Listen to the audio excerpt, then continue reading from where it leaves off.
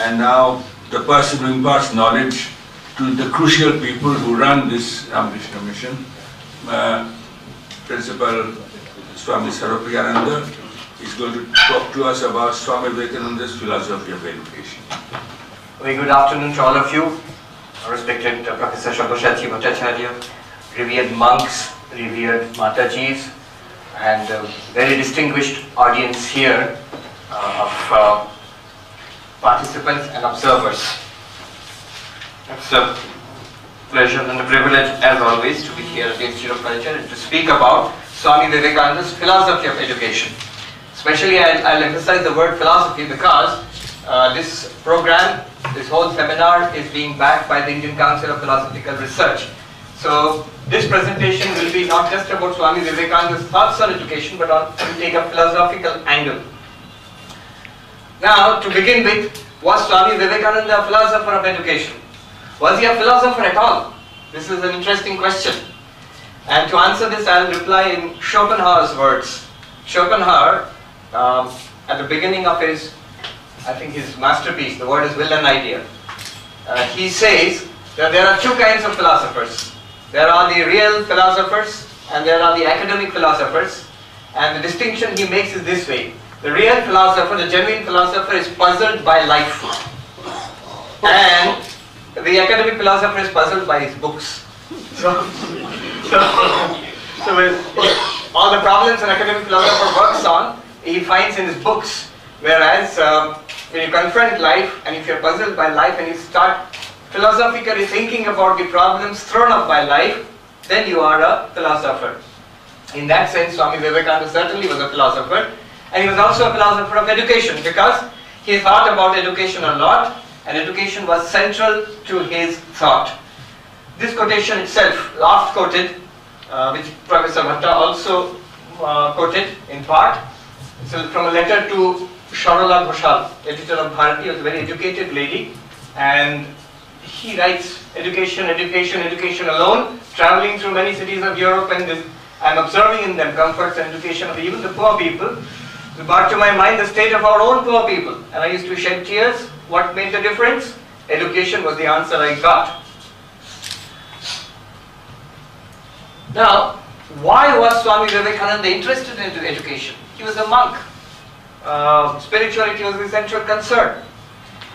I was thinking about this just yesterday, before going into his educational thought. Why did he talk about education at all? And there was so much of emphasis on education. And I found three reasons. There may be more, of course. Three reasons which come to mind are these. Okay. First is, of course, the practical reason, the uplift of the masses, the problems he observed in Indian society, the suffering of the masses, the condition of women. One prescription, major prescription for alleviating the condition of women, he said, was education. Somebody asked him about widow remarriage. That was the burning question, social reform question in those days. And what position do you take? And so Vivekananda said that, am I a widow that you're asking me that? Educate the women and they will solve their own problems. So education for women also, that was his point. The youth losing faith in their culture. And he said a proper education is necessary for the youth. So a practical reason. The second reason is very interesting. Education as preparation for spirituality. I will draw your attention to the quotation which I gave a little while ago. We usually stop here. Most of the times I've seen this being quoted, they stop at this point. Education was the answer I got. But if you look at the next sentence, through education comes faith in one's own self, and through faith in one's own self, the inherent Brahman is waking up. And it goes on to say, in their case, the Brahman is waking up in the Western societies. In our country, our inherent Brahman has become dormant, gone to sleep. And then he gives a rather evocative story about Irish immigrants coming to the United States at that time. They were migrating in large numbers because of the famine in Ireland. And he says how they come beaten, cowering, despairing, and they land in New York. And then people tell them, Pat, you are as much a man as I am. And within a few days, this man is standing straight looking at you in the eye and he is working to make his life a success. And he says this comes from education will give this kind of confidence to people. When they become aware of their own possibilities, and they start manifesting those possibilities, they see what a change it can make to their lives, they actually are ready for spirituality. See the connection he makes between education and spirituality there. So, I am making this claim. He thought of education as a preparation for spirituality. For those who are highly cultured and highly educated, that's all right. But for the vast majority of mankind, especially of Indians in those days, even today, it is, as Sri Ramakrishna put it in a more homely way, khali pete dharma hai na. So, first education, then leading to dharma or spirituality. And the last point, an even deeper and a more philosophical point. Education and spirituality, and this requires some explanation. Swami Vivekananda once said that he was asked, did Shankara preach, Hinduism, does it preach that the one alone is real and the many are false? And Swami Vivekananda said that yes, that Hinduism preaches, Shankara preached that one alone is real and the world of many is false. Buddhism preached that the world of many is continuously changing, anitya, and there is no one ultimate reality. And what Sri Ramakrishna and I have come to show is that the one and the many are the same reality, appearing to different people at different levels of spiritual development. And his theory about Dvaita, Advaita, Vishishta, Advaita, and these different stages. Now, Sister Nivedita gives a sort of commentary on this in her remarkable introduction to the complete works of Swami Vivekananda.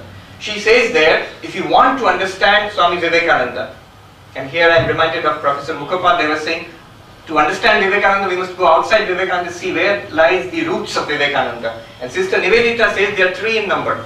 One is the Guru, Sri Ramakrishna Paramahamsa. Second is the spiritual knowledge of India, the Shastras, the Vedanta. And third is India itself. So these three, the nation, the spirituality, the religion, and Guru, these three are the sources of Vivekananda. And there she makes a point that the great contribution of our master, she says the most significant contribution of Vivekananda is this, that the one and the many are the same reality. She makes this point there. And then she says, what are the implications? No difference henceforth between sacred and secular. To labor is to pray. Maharaj quoted in the morning that to labor is to pray. The factory and the shop and all places where people work, these are as fit a meeting place between man and God as the monks cell or the doors of a temple. If that is so, then Nivedita herself says, science and religion, science itself becomes a path to spiritual realization. Science becomes a path to spiritual realization. She points it out there. It's not only that they are not contradictory, not only that they are in harmony, but actually you can do science and spiritual practice.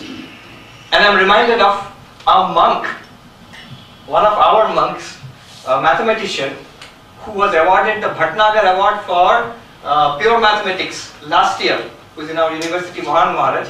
Now, it's a very interesting thing, a monk doing pure science. I think the first time a sannyasi has been awarded a major award, science award, for doing cutting edge work in pure science. And the interesting thing is, if the reporter asked him, what is the connection? You are a sadhu and you are doing mathematics. And his reply was very interesting. He said, there is no conflict. It is my spiritual practice.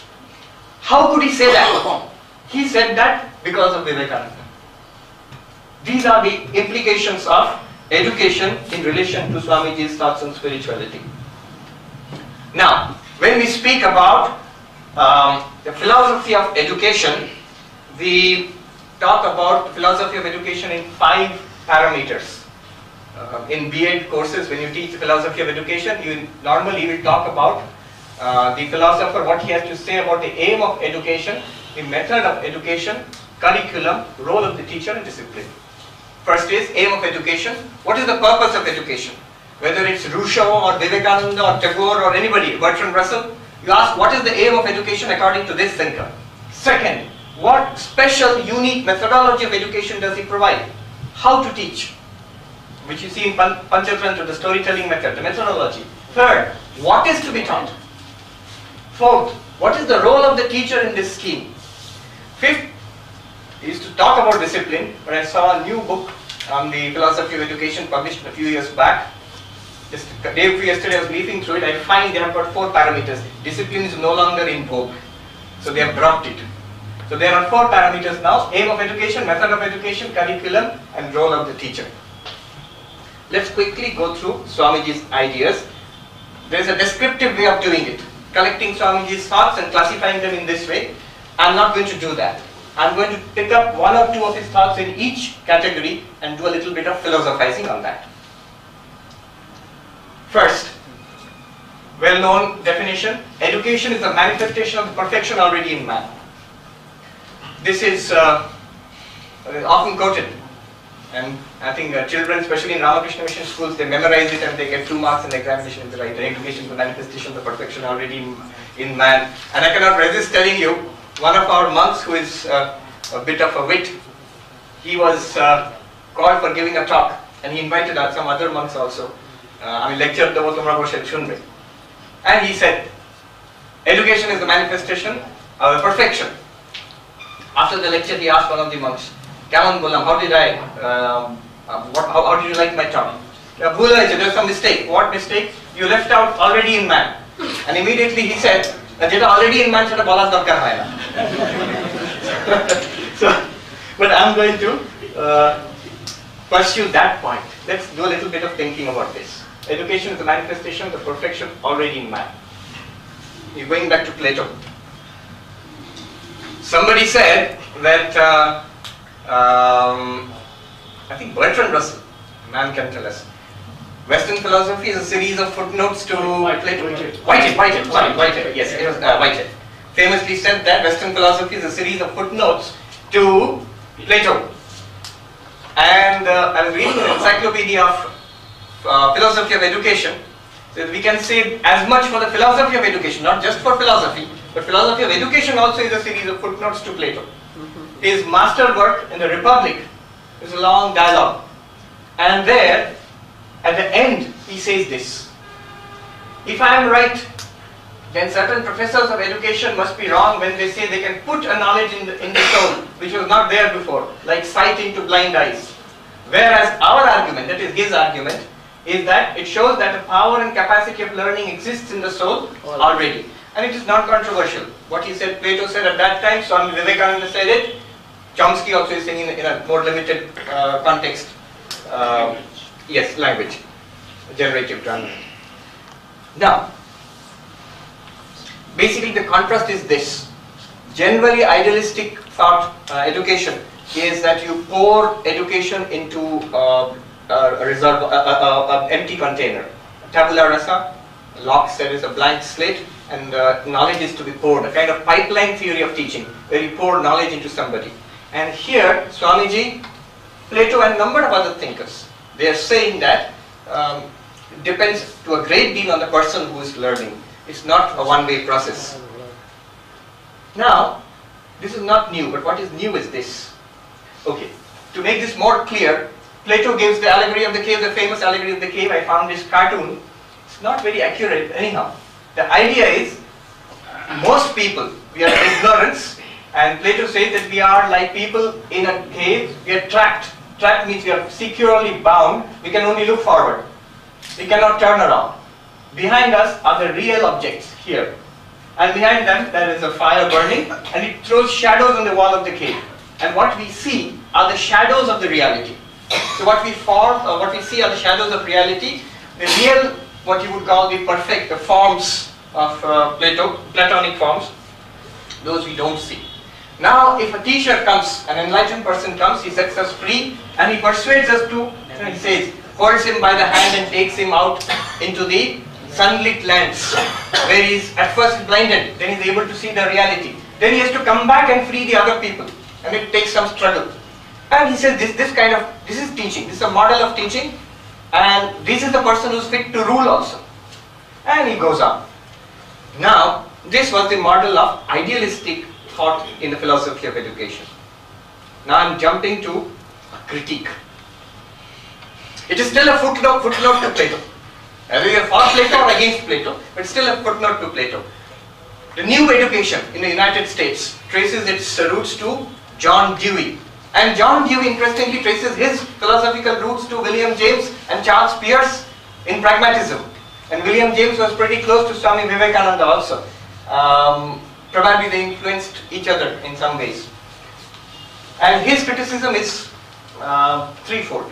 First, he is dead set against any kind of preset, a priori ultimate reality already set and the teacher will take you there. He does not like that idea at all. We are biological organisms moving towards something, evolving, changing and moving in through action. Not that there is already a set ideal which some people know and they have to take us there, not that way.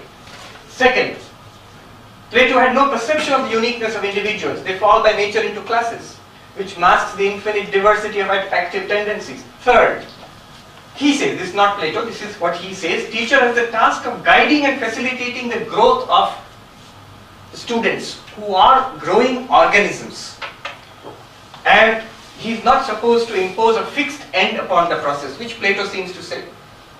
Now, why I am saying all this is this.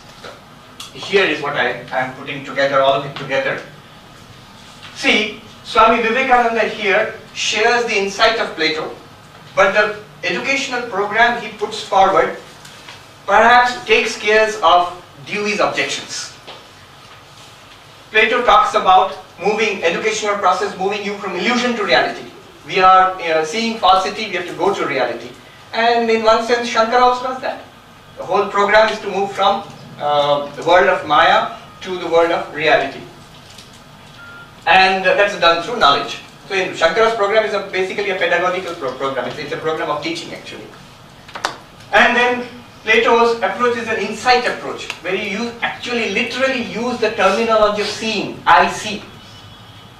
Whereas Dewey says, I act should be the methodology of education, not I see, not I understand. It should be I assimilate through action and interaction with the environment. And teacher imparts knowledge. Whereas, if you look at Swami Vivekananda's program, he does not say we move from illusion to reality. He replaces it from illusion to reality, from lower truth to higher truth. Swamiji always say this, we always move from lower truth to higher truth, from a lesser appreciation of reality to a better appreciation of reality. And even for practical terms, he writes to his countrymen, you have done well, but you must do better now. It's not that what you have done so far is wrong and we must change and come do something right. And when he says, education, if you look at the definition, is the manifestation of the perfection already in us. Look at the word manifestation. It's not understanding. It is a kind of manifestation, and manifestation takes place through action, through life, through living. And then teacher facilitates. In Swami Vivekananda's theory of education, the teacher is the role of a facilitator, which Dewey wanted, and Swami Vivekananda definitely recognizes the uniqueness of individuals. Swami Vivekananda says in one place, follow your own highest goal, that is the quickest road to progress. Each must grow according to his own nature. The uniqueness. Okay. From there, so that's one point I've covered, the aim of education, manifestation of the perfection already in us. If that is the goal, if that is the aim, then what role does a teacher have to play here? This is something that I want to consider briefly. Swamiji says, the only duty of the teacher is to remove all obstructions from the way. And he says that the innate perfection of the student has to be manifested. He gives the gardener example, gardener and the plant. So the gardener does not force the plant to grow. The gardener only creates the conditions for the plant to grow, and the plant grows according to its own nature. Swamiji also insisted that the teacher must have a character like a blazing fire and should be an embodiment of the highest teaching. Okay. Role of the teacher is facilitating, according to Swami Vivekananda. Facilitating literally means making easy in Latin. That which is difficult for the student is made easy. And this analogy, I am grateful to Dr. Karajagi, Guru Raj Karajagi, who talked about this last year in a seminar in Wolpart. He said, in a vehicle you have 5 wheels actually. We see the 4 wheels of a vehicle which move when the car is moving. And we often miss the steering wheel. There is a 5th wheel. And the 5th wheel's function is not like the functions of the other 4 wheels. In fact, it would be disastrous if the fifth wheel tried to take the load of the car and tried to roll as fast as the car is moving. Rather, the fifth wheel has to guide the motions of the other four wheels. And he says, unfortunately, what the teacher has been doing in our classrooms so far, in spite of all the modern methods taught in B.Ed classrooms, or not taught. But basically what happens finally when the teacher goes to the classroom is, he acts like one of those four wheels.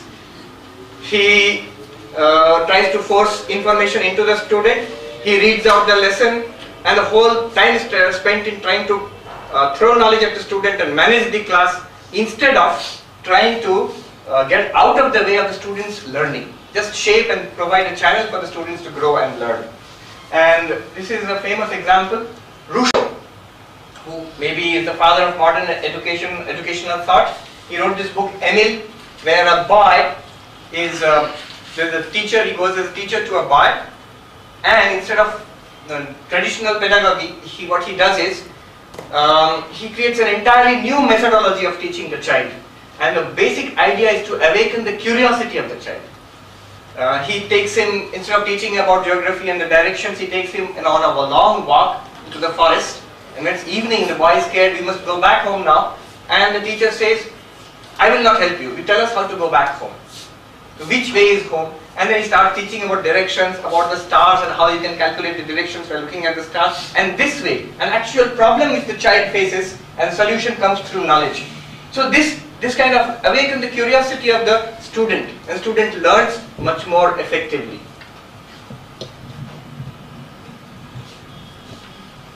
Swami Vivekananda says, my idea of education is personal contact with the teacher, Guru Griha Vasa, but I want you to note this phrase, personal contact with the teacher. I'll just quickly mention this. One of the best, most well-known educational thinkers of 20th century was the Russian Vygotsky. He is well known for his social constructivism, with an important theory of in education. And he said interpersonal processes are very important in learning. And he developed this theory of ZPD. It sounds very sophisticated, but it's very simple actually. Zone of proximal development. What he says is this: how a teacher works. He says a student always has this kind of a situation. He knows this is what I can do by myself. How much I can read, how much I can understand, what problems I can solve. There are some things which I can do with help. With the help of a teacher or a senior student. Some problems I can solve, something I can do. And there is something that I cannot do. And what the teacher does is, he should help the student to make the transition from this across this phase. This is called the zone of proximal development. This already the student has achieved. This is beyond his capacity now. Now the teacher has to guide him through this zone. And this teacher is called the significant other. It's by contact with the significant other. It may be a teacher, maybe a mother, maybe anybody comes close to the student and helps the student to transit this phase, zone of proximal development. So these are the learned tasks, there is interaction, and it helps the student to grow. Actually this area expands, becomes bigger and bigger. And this is where I find Swami Vivekananda's idea of the teacher removing the obstacles from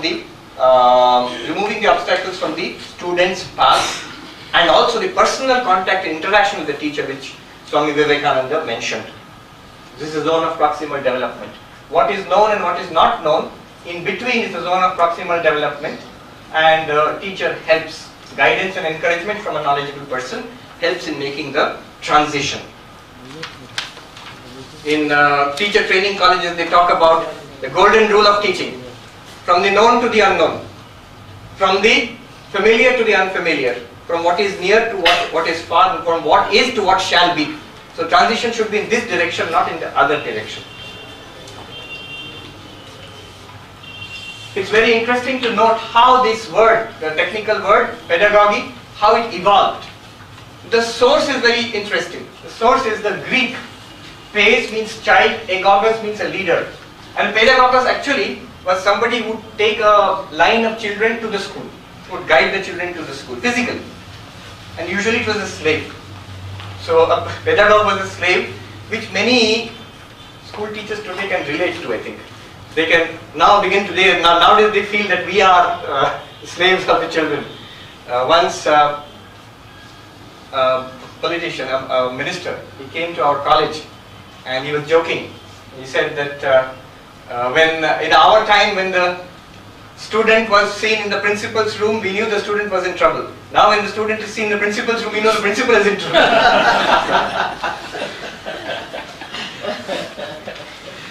Now, this thing evolved.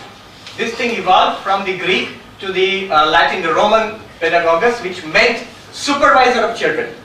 So the person who was leading the children became a trainer of children. And then he became a teacher, from a trainer to a teacher, pedagogue, the French, from which the pedagogy, the word has come. But now what Swami Vivekananda is saying, to go back to the original sense, that is leading or guiding, not physically leading or guiding, but as teaching, leading or guiding, and maybe a return to the original sense of the word pedagogy. At this stage, I think to break the monotony, I'll just take a few minutes to demonstrate what I mean, that instead of pouring knowledge into a person, how a person can learn by oneself. A beautiful experiment was conducted by Shugato Mitro, where he showed the power of curiosity, how children can learn by themselves.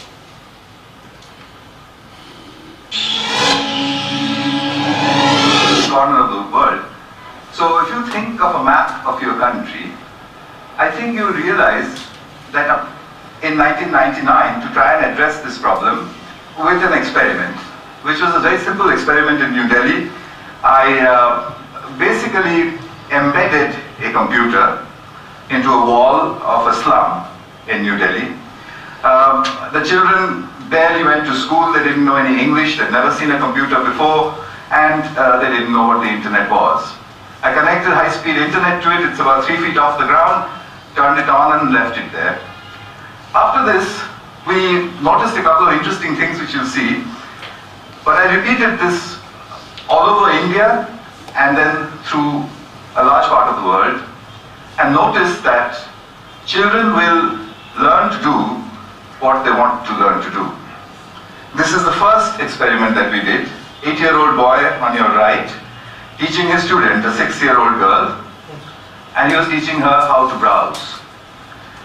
This boy here in the middle of central India, this is in the Rajasthan village, where the children recorded their own music and then played it back to each other, and in the process they enjoyed themselves thoroughly. They did all of this in 4 hours after seeing the computer for the first time. In another South Indian village, these boys here had assembled a video camera and were trying to take the photograph of a bumblebee. They downloaded it from Disney.com or one of these websites 14 days after putting the computer in their village. So at the end of it, we concluded that groups of children can learn to use computers and the internet on their own, irrespective of who or where they were. At that point, I became a little more ambitious and decided to see what else could children do with a computer. We started off with an experiment in Hyderabad, India, where I gave a group of children, they spoke English with a very strong Telugu accent. I gave them a computer with a speech-to-text interface, which you now get free with Windows, and asked them to speak into it. So when they spoke into it, the computer typed out gibberish. So they said, oh, it doesn't understand anything of what we are saying. So I said, yeah, I'll leave it here for 2 months. Make yourself understood to the computer. So the children said, how do we do that? And I said, well, I don't know actually. And I left.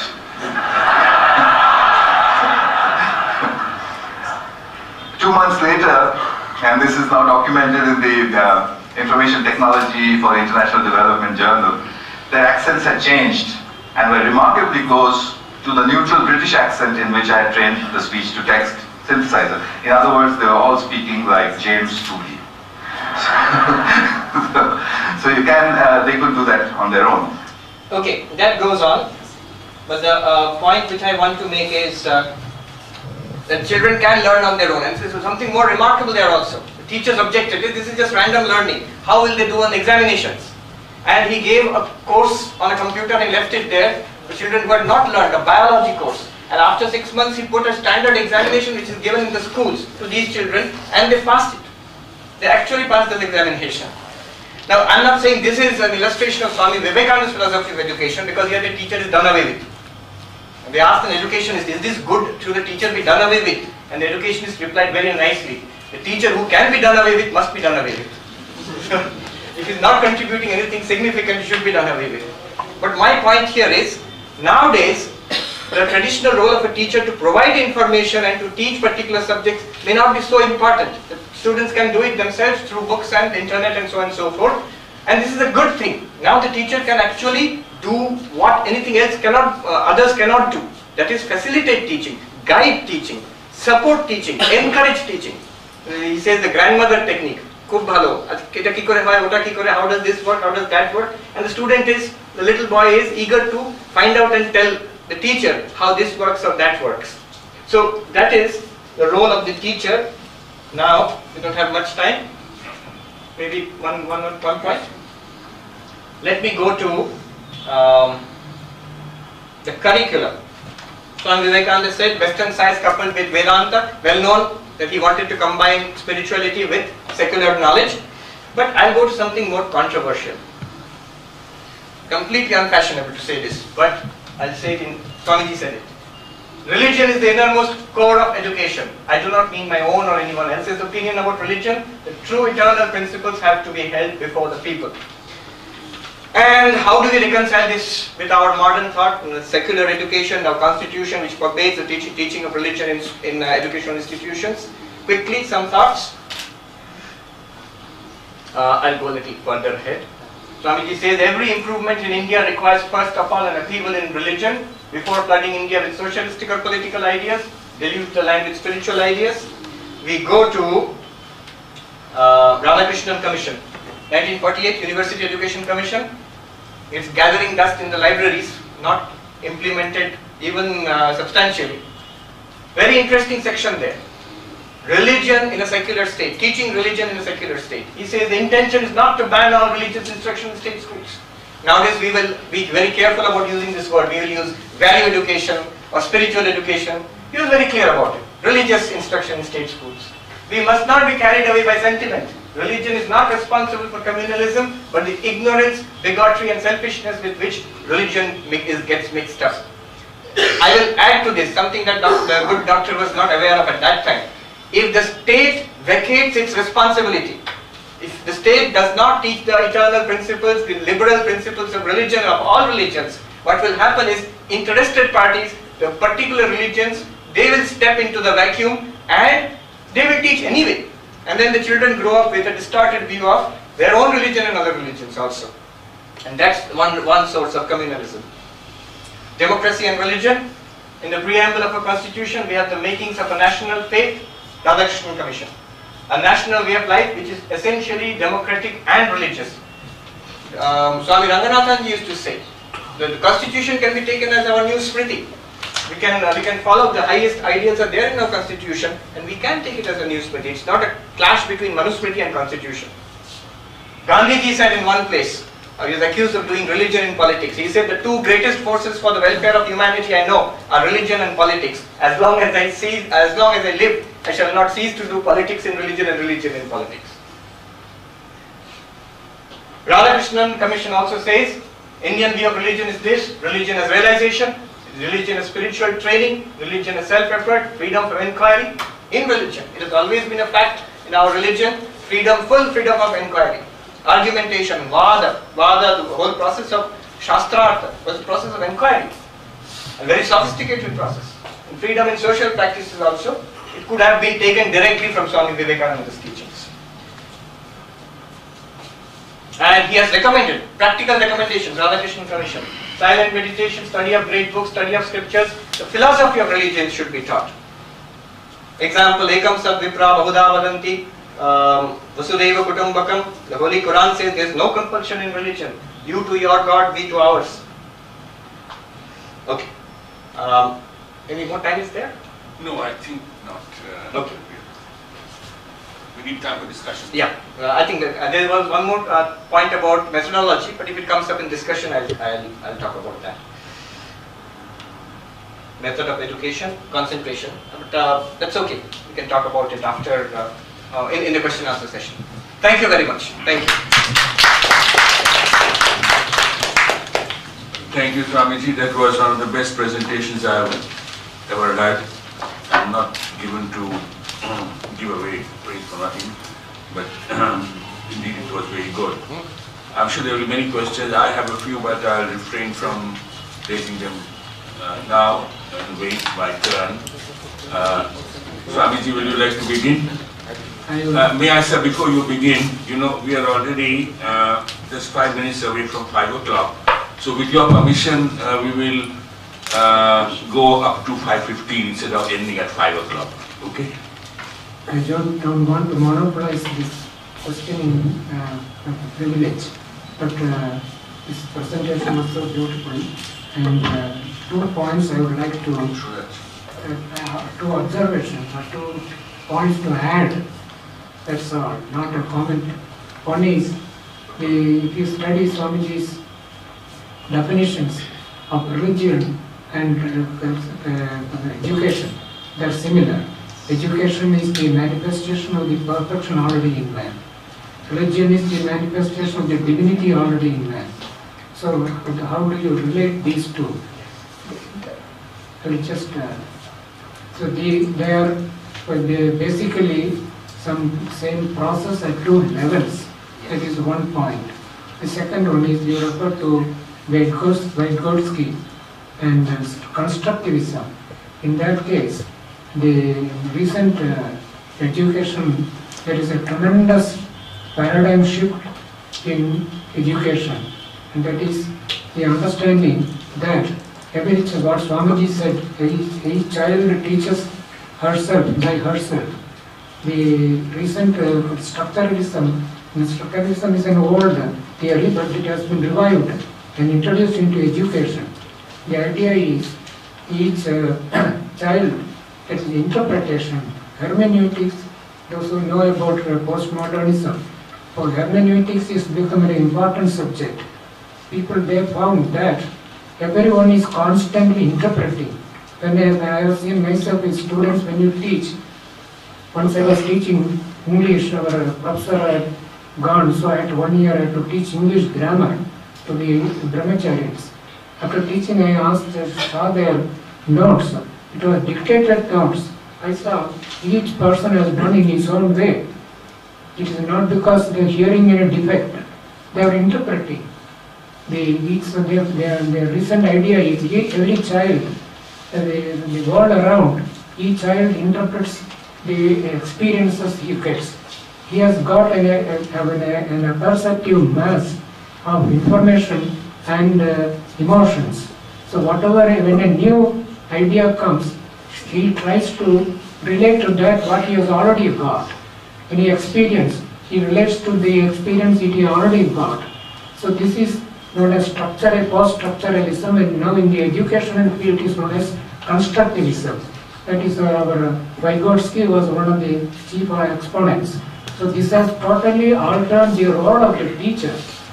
Now teacher is known as the enabling education. The student learns himself or herself. And the role of the teacher is to enable the student to learn by herself. So that is known as the enabling education. Now it has changed. Facilitator to the enabling. Teacher is the one who enables. And these 2 points only I want to. Maharaj, in fact, thank you. I could have mentioned it. Swamiji, we'll take several questions together. Fine. And now that we have resolved to go beyond 5 o'clock, I think I can take at least 3 or 4 more questions. Professor Mukhopadhyay and you, sir, after that. Very small, it's not a question, but a very small, 3 minutes, 2-3 points. One about the video marriage and what Speak with the mic. To Swami Vivekananda and how he replied. In this connection, I would draw your attention to the real situation what happened out there. there was a controversy between Vidyasagar and Bankim Chandra. And Bankim Chandra wrote something, and it displeased Vidyasagar. And during Vidyasagar's lifetime, Bankim Chandra never wrote anything. After the death of Vidyasagar, Bankim Chandra wrote the paper answer. He said, I did not write it because I didn't want to hurt him. But the point was this: Vidyasagar was rather defending his position against Shastra by quoting Shastra. Bankim Chandra's point was, let people be educated and this practice will vanish. So this is relevant, already they are discussing.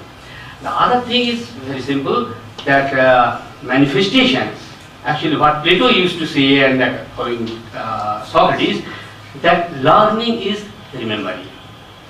All that is there, we are now remembering, and he has demonstrated it with writers from geometry. The one point which I think a little wrong perhaps, it is not idealist, those who say that mind is empty and all the learning comes from outside. That is an implicit and not present.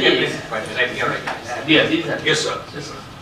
Swamiji, just I am not I don't have any questions, but I want to add 1 or 2 points. What we have already explained very beautifully. Now, while starting about the Greek philosophy, you started with Plato, but before Plato, as Professor Mukhopadhyay rightly said, that Socrates is very important. We must be very cognizant of it. His method of teaching is called, it is a method of midwifery. He put a question and answers. This is how he meets some slave boys and put questions and elicit answers from them. So, Socratic dialogue. Yeah, Socratic dialogue. That's the thing. And another thing I want to say, you referred to Bertrand Russell. Yes. Is really that Bertrand Russell's contribution to education is something marvelous and it's innovative. Russell made a distinction, a beautiful distinction between education in knowledge and education of character. He says, and sometimes he says, education must not only give knowledge, but it should also impart wisdom. Sometimes it's called an education of character. So education in knowledge and education of character is the beautiful distinction that Russell made in his writings on education. Thank you. Right. Other questions? Yes, Swami.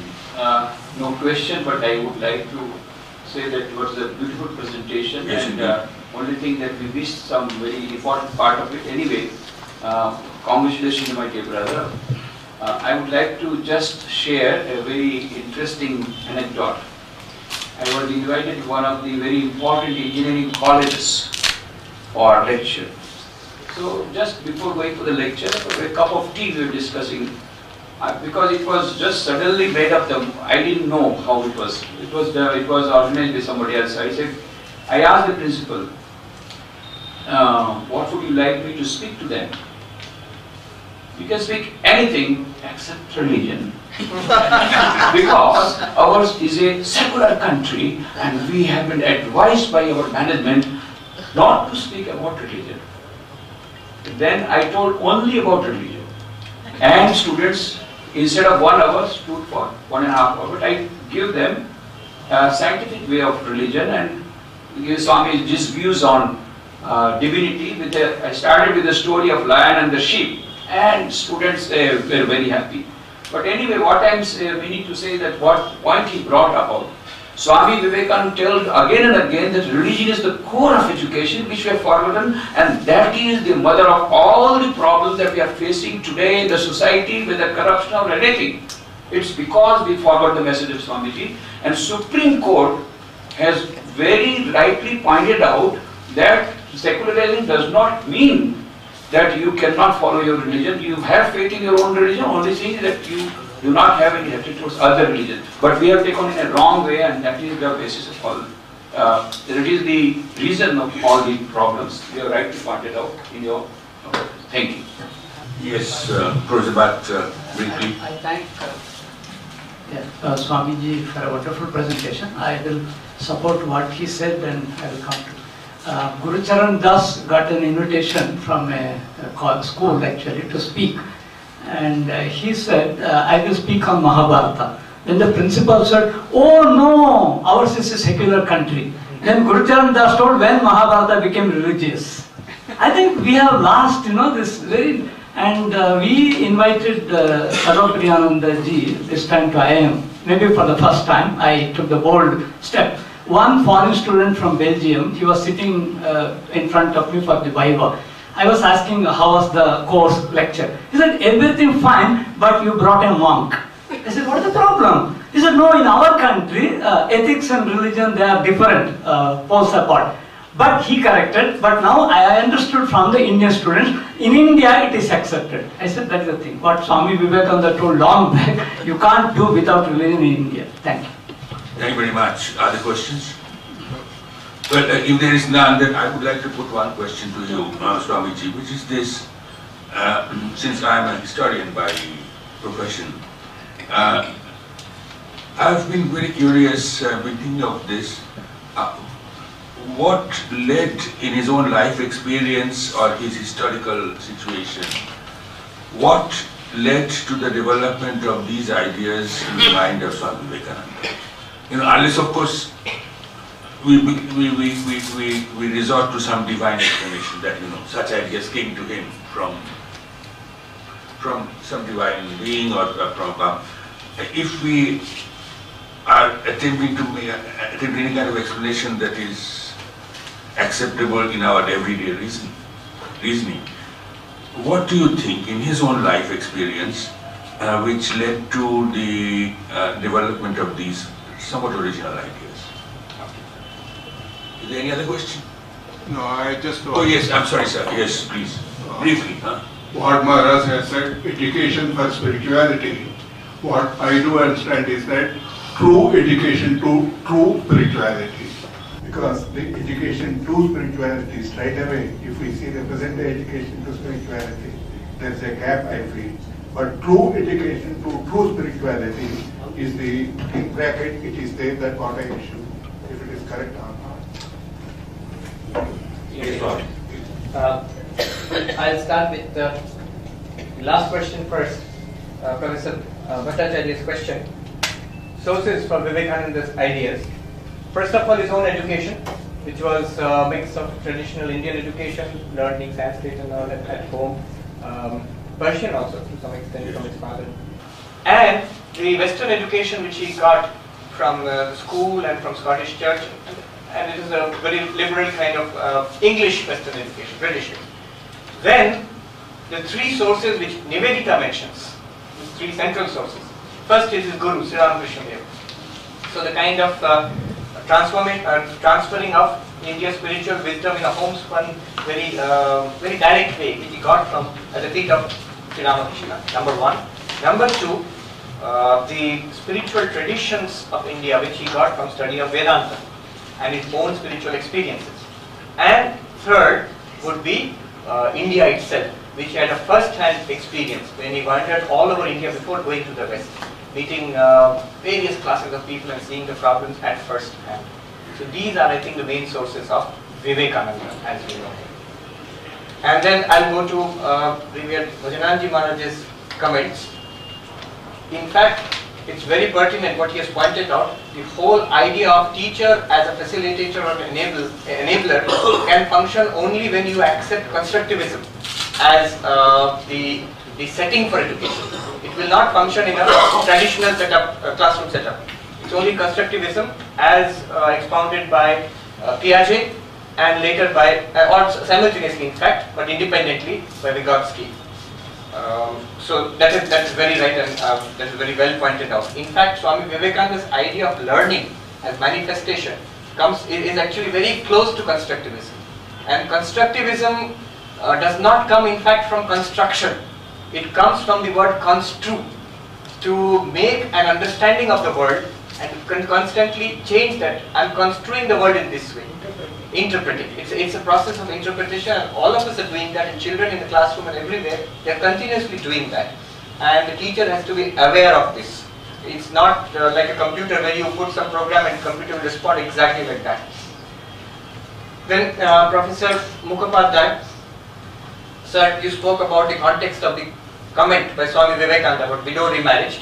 Here I would like to just point out, a few years back, Tonika Sharkar from JNU, Shumit Sharkar. She came to Vidya Mandir and she gave a talk about this issue. And she really opened my eyes. I had always read Swami Vivekananda's comment that, am I a widow, why are you asking me that? Give education, they will solve their own problems. Tonika Sharkar, she pointed out that there were two parties to this controversy. One group of traditional Pandits who opposed it because it's against Dharma and against the Smritis. One group of progressive people like Vidya Sharkar who supported it. Whether he said that they should marry, they should be allowed to remarry. And the other group said they should not be allowed to remarry, they should remain with their in-laws or go back to their parents. Now, Tonika Sharkar says, both groups are entirely composed of men. Nobody asked the widows themselves, what is your view? And it seems logical, because there are only two views, either you allow it or you don't allow it. But then she quotes from a learned lady who wrote at that time, a widow herself who wrote in a magazine at that time, that when I look upon the debate raging over my status, whether I should be allowed to marry or not, I am disappointed because I neither want to remain under the control of my brothers in my parents' house, nor do I want to marry and remain under the control of another man. What I want is education and the right to be as free and to decide my future like any man. This is what Swamiji saw very directly. This is a remarkable insight, which seems to be very clear to women and not at all clear to men until it is pointed out to them. But Bhumibindu said exactly that. Exactly. And before that, Shikha will remove it. And then Professor Prasad, he points out Russell's contribution. Absolutely, sir, definitely Russell's point of view. And Maharaj, I'll just take that up. That's the last thing I'll just point to. About secularism, we pointed out, we have all been discussing about this. I think that there's a confusion about the two meanings of secularism. Ashish Nandi, Professor Ashish Nandi pointed this out in a wonderful article where he says secularism has two meanings. If you literally look at the dictionary meaning, secular means not religion, no religion. Secular literally means religion, exclusion of religion. And it comes from the Western context, separation of church and state. In Indian context, it's a new meaning, it's a valid meaning. We immediately translate secularism into Indian languages. If you ask anybody, Bengali, Hindi, Oriya, Dharma Nirapeksha. Neutral as regards religion. Same kind of treatment to all religions. But this is not the meaning of original meaning of secularism. And when we confuse these two meanings, then comes the problem. If you want to talk about a text which may have religious overtones, immediately you say, no, it's not allowed because we are secular. Now you are interpreting in the first meaning.